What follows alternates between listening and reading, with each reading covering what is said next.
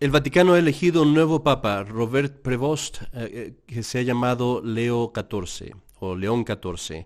Vamos a decirte quién es aquí en Verdad Católica. You are listening to The Catholic Wire.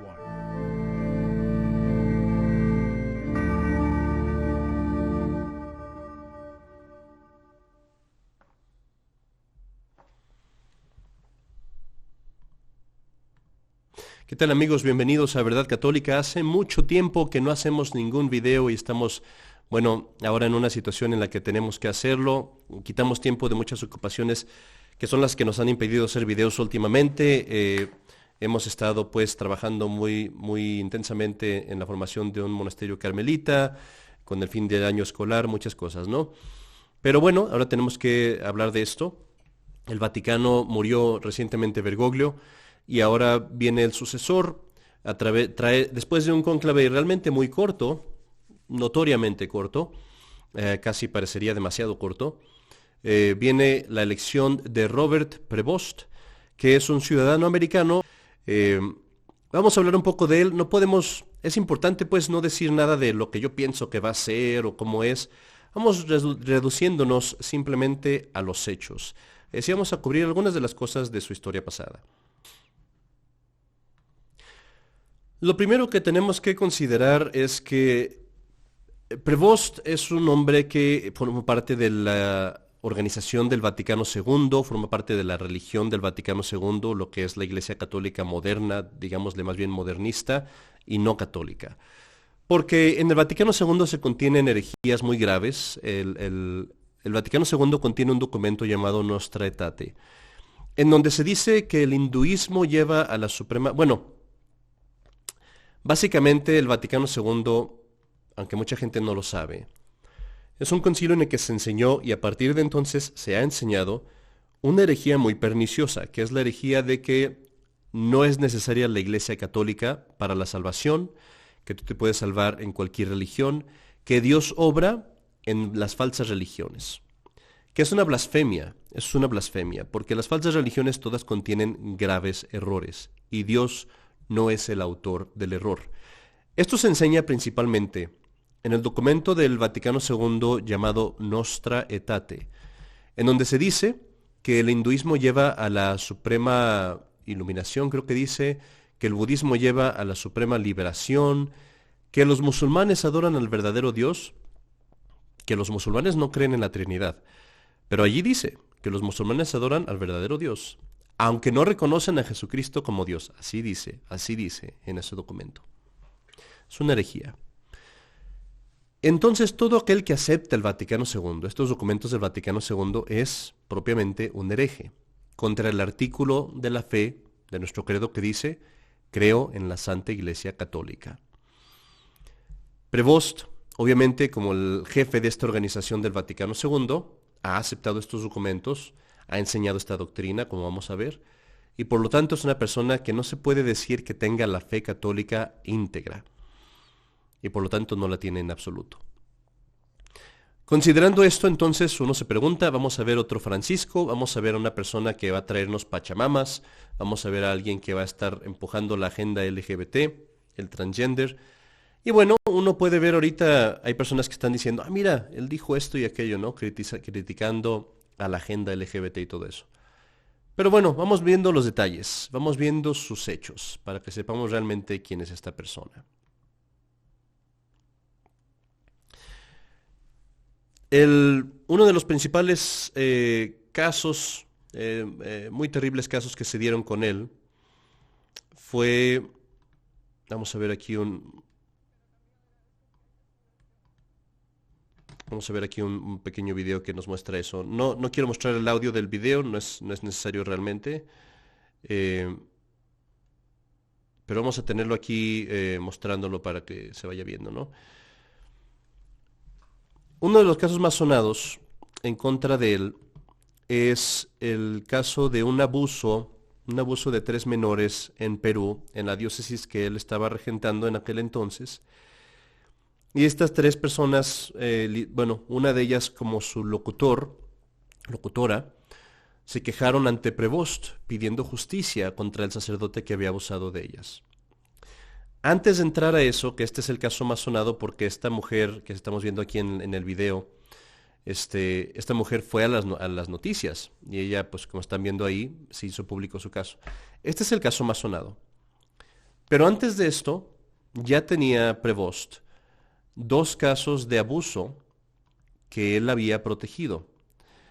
La mejor referencia que yo he encontrado para esto está en un sitio que se llama Info Vaticana. Y aquí pueden ver ustedes el URL. Vamos a tratar de ponerlo en el video. Infovaticana.com, y está un documento que se llama Informe Prevost. Ahí nos dicen pues el caso de él, ¿no? Hay 2 casos principalmente que se dan. Primero el caso del sacerdote James Ray. Esto hace 20 años, 25 años de esto. Un poquito menos. El sacerdote James Ray fue acusado de abuso sexual de menores. Robert Prevost, que era el superior provincial de los agustinos, lo manda a la casa de St. Johnstone. ¿Cuál es el problema con esto? Que la casa de St. Johnstone está a 100 metros de una escuela primaria católica. Entonces básicamente lo pone en un lugar donde puede otra vez abusar de alguien, ¿no? Y hacer otra vez maldades. Se nos dice que este sacerdote ha habido al menos 5 personas que lo acusaron, ¿no? Ok, ¿qué ha pasado con él? Hasta ahorita no lo tengo claro. No he visto yo que haya sido en algún momento llevado a la justicia por esto, ¿no? Otro caso. El sacerdote Richard J. McGrath. Agustino quiere decir que es de la Orden de San Agustín, a la cual pertenecía precisamente el que ahora es el Papa, Prevost. Prevost y este sacerdote McGrath vivían en la misma casa. El vicario provincial, o sea, la autoridad, era Prevost. Ellos vivían en la misma casa. En el año 2017, un estudiante ve una imagen de un niño en el celular de este hombre. Y se empieza una investigación, fue acusado de abuso sexual entre 1995 y 96, y las víctimas eran niños de entre 13 y 15 años. Lo retiran del ministerio. ¿A dónde lo mandan? A la misma casa de St. Johnstone, que otra vez está a 100 metros de una escuela primaria. Hay quejas, hay problemas, y entonces lo retiran de ahí otra vez. En 2018 nos dice Associated Press que este hombre desaparece. No saben dónde están. Obviamente desaparece con la venia de Prevost, uno puede presumir, o uno presumiría, y nadie sabe dónde quedó, no se hace ninguna queja. Hay incluso una queja en línea de un hombre que se llama David Clohessy, que pertenece a una organización que se llama SNAP, que quiere decir, vamos a ver lo que dice, Survivors Network of Abused by Priests. O sea, es una organización que ayuda a los que fueron abusados por sacerdotes modernistas del Novus Ordo. Eso es importante entenderlo. Sacerdotes católicos tradicionalistas, si hay casos, que yo no lo sé que haya muchos, pero si los hay serán muchos menos, es en el sacerdocio modernista del Novus Ordo, del Vaticano II, donde se dan estos casos muy graves, ¿no? Bueno, él se queja de que a McGrath lo dejaron andar sin supervisión, sin vigilancia, viviendo cerca de la escuela, y que todos los superiores de ellos no dieron información, no permitieron hacer nada que pudiera hacer que la justicia obrara, ¿no? En su queja, David Clohessy, fíjense lo que dice, los malhechores incluyen al cardenal Blaise Kupik, a Bishop Ronald Hicks, Bishop David Malloy y al cardenal Robert Prevost, que es ahora un oficial en el Vaticano que está a cargo de la selección de todos los obispos. Entonces aquí tenemos la queja en línea, ¿no? Es después de esto que se dan los casos del abuso en Perú, que son los que estamos viendo aquí en el video. Ahora, la principal vocal aquí es la señorita Teresa Quispedías, creo que es Ana María Quispedías, de hecho, es más bien la que está, es la principal persona pues en estas denuncias. Quiero resumirte todo, ¿no? Pero básicamente lo que pasa es esto. Ana María va y se queja con Prevost. Prevost le dice a ella, no podemos investigar nosotros, los que pueden investigar esto es la ley, va y hace una denuncia delante de la ley acerca de esto. Ahora, esto es algo que pasó hace ya varios años. Delante de la ley eso no se puede y él lo sabe. O sea, las personas que viven en Estados Unidos a lo mejor piensan que esto es posible, pero aquellos de nosotros que vivimos en países como México, sabemos que si tú vas y denuncias algo a la policía, es un tiempo perdido. No van a hacer nada a menos que seas una persona pues con mucha palanca, ¿no? Entonces Prevost le dice esto, le dice, mira, me da mucha pena lo que pasó, ve a este organismo, él acababa de crear un organismo según eso para el abuso para manejar los abusos sexuales. Ve con este organismo, quéjate con ellos y quéjate con la ley, ¿no? Te recomiendo que hagas eso. Hasta ahí todo parece muy bien. Ellas pues tratan de hacer lo que pueden, van y se quejan con el SEM, que es el organismo para proteger a las mujeres, según eso. Pasan varios años, no pasa nada. Entonces ellas empiezan a hacer quejas con las noticias, empiezan a ir a las noticias, pues aquí vemos uno en Cuarto Poder, hicieron un reportaje de ellas, y entonces empiezan a poner más atención, ¿no? Y responden. Para este entonces creo que Prevost ya era el jefe del dicasterio que elige a los obispos en Roma. Entonces responden diciendo, no, estas cosas no son ciertas. El sacerdote nunca se reconoció como culpable. Las personas estas no están mintiendo, ¿no? Mandan ellas una carta entonces diciendo, no, ustedes están mintiendo. Este sacerdote sí se reconoció como culpable. Hay una llamada que ella grabó con uno de las personas de la diócesis, parece, donde él dice, sí, el sacerdote dijo que era culpable, de hecho quería saber quiénes eran ustedes para pedirles perdón. Patrañas, probablemente quería saber quiénes eran para acosarlas, como vamos a ver. Vuelven a ir ellas a la diócesis, las atiende ahora otra persona, y esta persona les dice, a ver, vuelve a hacer todo el interrogatorio desde cero, y les dice al final, les dice, ¿saben qué? Este papel que hicieron con Prevost no sirve de nada. Lo único que sirve es lo que estamos haciendo ahorita, eso es lo que sí va a servir. Aún así, no se les dice que pueden tener un abogado canónico, no se les dice cuál es el procedimiento, nada, otra vez las dejan y otra vez no pasa nada. Finalmente, vamos volviendo aquí al sitio web. Todas estas cosas, hay que ver también que los obispos que siguen, después de que Prevost se va, nombran obispo a Farfán Córdoba, que por cierto es de la misma orden que Prevost, y por cierto es amigo personal de Prevost. Entonces no se dan ninguna cosa, no se dan ninguna investigación, nada. Ana María se hace una activista y empieza a trabajar pues para tratar de llevar esto a una conclusión, para tratar de traerlo a una investigación. Lo que es muy interesante, donde ves que verdaderamente hubo corrupción aquí y que verdaderamente desde arriba, desde Prevost, se estaban encubriendo, es que en algún momento las víctimas van con un abogado llamado Ricardo Coronado Arrascue, para que él sea el abogado de ellas ante la diócesis. Arrascue solicita una audiencia con el obispo de Chiclayo, trata de obtener el proceso, dice, a ver, ¿dónde está la investigación previa? El obispo le dice, ¿sabes qué? No te la puedo dar porque es una investigación pastoral, no es una investigación penal. El abogado le dice, no existe algo así como una investigación pastoral. O es una investigación penal y canónica o no es investigación. Entonces empieza a mandar cartas a Farfán diciendo, oye, ¿qué pasó? ¿Dónde están estas investigaciones? ¿Qué es lo que está pasando? Y pues él se da cuenta pues que no hay nada, ¿no? Que no se había hecho nada. Lo que es muy interesante es que empiezan a perseguir a este obispo, a este monseñor. O sea, al abogado que las está queriendo ayudar, lo persiguen y lo cancelan. Y aquí es donde ves tú la corrupción, ¿no? Si verdaderamente Prevost y sus amigos hubieran querido hacer las cosas bien, pues oye, ahí salen todos los procesos, ¿no? Y ahí se muestra todo. Pero ¿qué es lo que pasa? Aquí leemos. 24 de agosto 2024.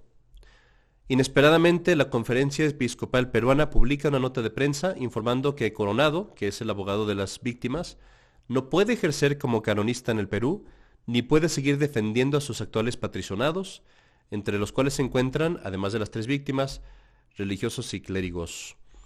El 29 de agosto es notificado, Monseñor Coronado, por medio de su abogado, que el obispo de Cajamarca, que es su diócesis, Monseñor Isaac Circuncisión, apa nombre, lo invita a abandonar el estado clerical, so pena de iniciar un proceso penal administrativo. En otras palabras, le dice, tienes que dejar de ser sacerdote, tienes que abandonar tu estado clerical, porque si no te vamos a demandar penalmente, o sea, bajo el gobierno, ¿no? En otras palabras, lo persiguen, pues lo cancelan. Y ahí ves tú claramente la corrupción, ¿no? Me interesa saber qué es lo que pasó con él, vamos a investigarlo después. Entonces aquí puedes ver pues el caso de la corrupción tan grande y cómo con Prevost, ciertamente esta es la mujer que es la víctima, con Prevost se ha estado haciendo este encubrimiento de personas, ¿no? En la misma Info Vaticana vas a encontrar una carta de las 3 víctimas a Francisco, donde acusan al cardenal Prevost de una mala gestión en todo este asunto, ¿no? Y aquí dicen, entre otras cosas, como Prevost, que es ahora León XIV, según esto, mandó al sacerdote a otra parroquia, que era su parroquia de su hogar natalicia, a ejercer. Y nunca se hizo ningún problema contra él, nunca se le quitó el sacerdocio, siguió ejerciendo el sacerdocio, según esto no, pero sí. E incluso tienen ellas una llamada grabada en donde les dice un sacerdote, sí, no lo cancelaron, nada más le dijeron que se fuera para allá y que no se fuera a presentar aquí en la diócesis, porque había mucho escándalo, ¿no? Entonces, ninguna consecuencia, nada contra la ley, ninguna consecuencia por los abusos que este hombre infligió, supuestamente, en estas 3 mujeres, ¿no? Ese es el principal problema que vemos ahorita con Prevost, pero hay más. Tenemos que ver cuáles son sus actividades, sus acciones, cuáles fueron sus políticas en su vida pasada. Vamos hablando del COVID. En el COVID, sea lo que sea que tú pienses de esto, ¿no? De qué era el COVID, qué fue lo que pasó, era una enfermedad o no, lo que sea, ¿no? Supongamos el peor de los casos, que el COVID era un virus muy grave, que mucha gente está muriendo. Si ese es el caso, y tú tienes un poquito de fe, lo que tú podrías decir inmediatamente es no dejar de rezar, no dejar de ir a misa, al contrario, abrir las iglesias para que la gente rece más, pida la misericordia de Dios, que la gente pueda recibir confesión si se está muriendo, la extremunción, la comunión, etcétera, ¿no? Que los gobiernos estaban cerrando esas cosas, no importa nada, porque realmente nosotros somos católicos y sabemos que tenemos la fe y que lo que más importa es la fe, tener a Dios, tener los sacramentos. ¿Qué hace Prevost durante el COVID? Sigue totalmente el programa del COVID. O sea, dice, es importante que luchemos contra el contagio, máscaras, pásenle máscaras a todos, va y dona máscaras en los hospitales. Les dice él en la diócesis de Chiclayo que no vayan a misa, que cumplan con todas las normas del COVID y entonces que más bien en lugar de ir a misa traten de ver las cosas en línea, ¿no? Por el internet. Para ver esto más claro, lo puedes ver aquí en su Twitter. Él, no sé cómo se diga eso en español, pone, retuitea, reposte, como se diga, un tuit de Esther Palma donde dice, para los fieles católicos españoles, un consejo. Dejemos la asistencia a la Eucaristía Dominical y a las actividades religiosas en manos de Dios durante 15 días. Es decir, no vayas a misa, no reces, no vayas a la iglesia por 15 días.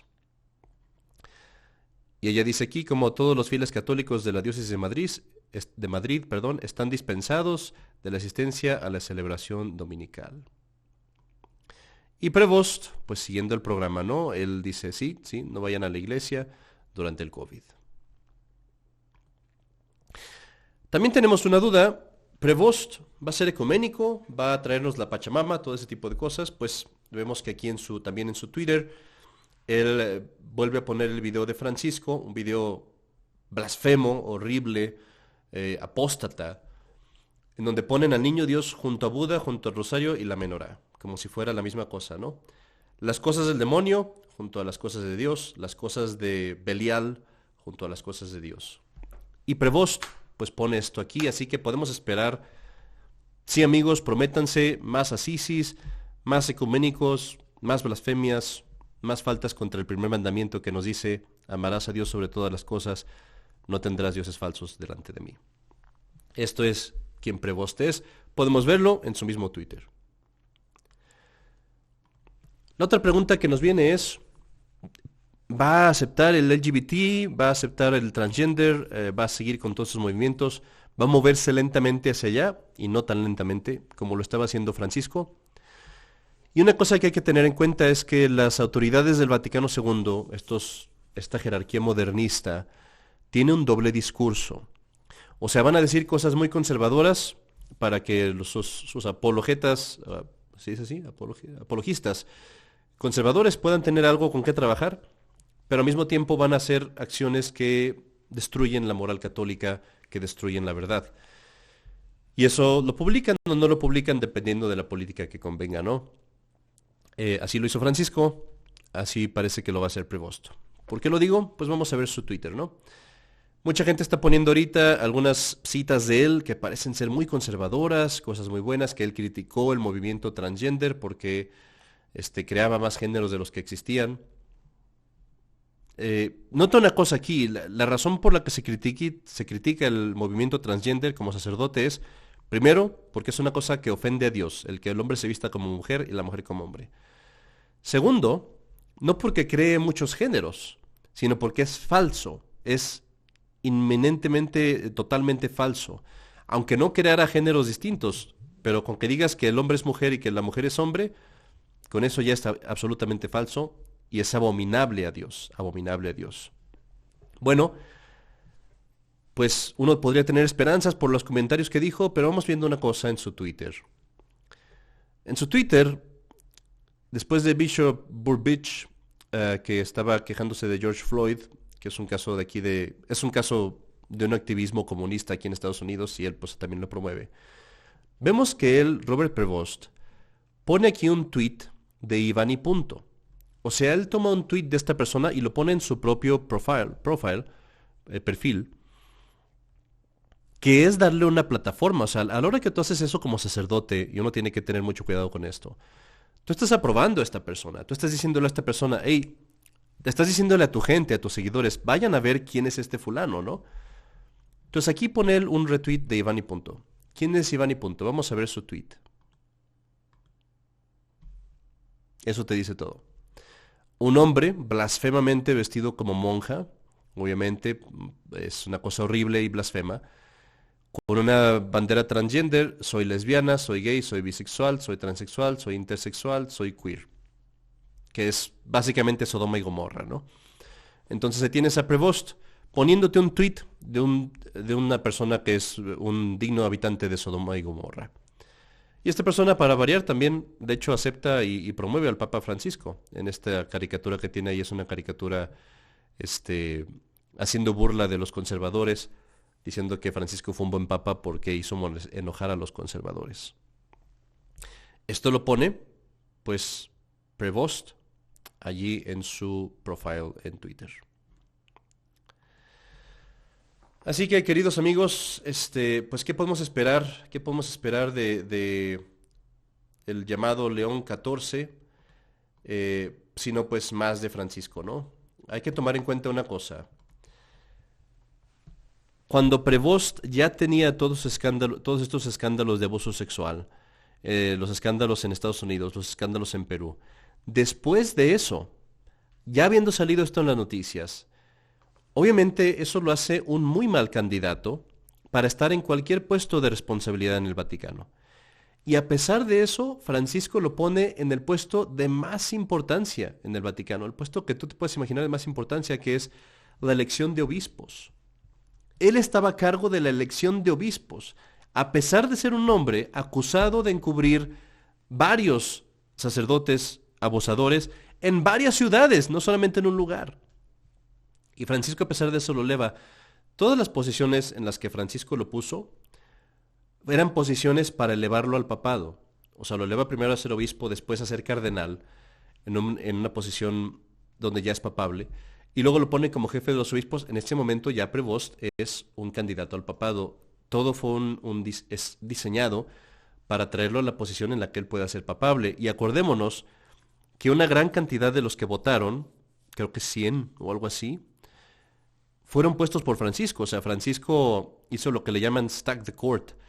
O sea, él llenó los puestos que iban a votar de su propia gente para que votaran por el candidato que era su candidato.